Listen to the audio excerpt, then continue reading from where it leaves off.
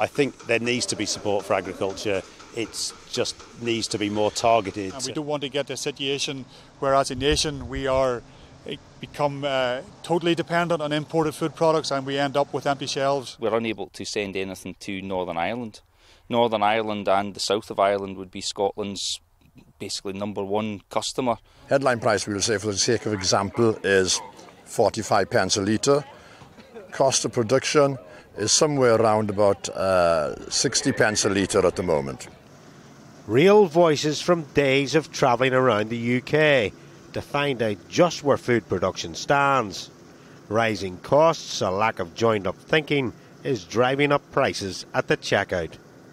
Giles Cannon is a fruit producer from Kent who appreciates global pressures but sees the need for better commercial thinking and less legislation on green issues. There's definitely a lot of global factors at play, but there also are some that could have been influenced better by domestic policies, for sure. We can farm in an efficient and sensible way, producing enough products for people to eat without destroying the environment.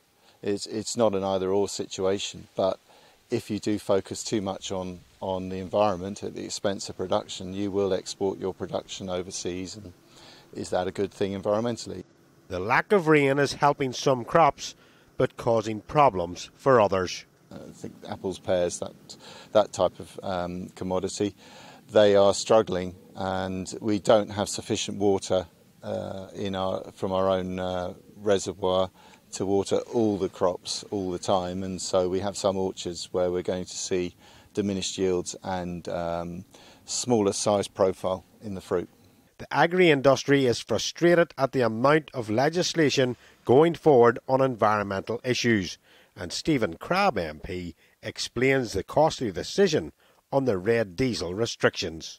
The Treasury, they said they listened, but the decision, the conclusion that they came to was that because of their environmental objectives of trying to reduce diesel use and move away from, as they say it, polluting fossil fuels, they wanted to press ahead with the change. But that has had an impact, a significant impact on many parts of industry here in West Wales. My journey has only scratched the surface of the problems that those in the agricultural sector face.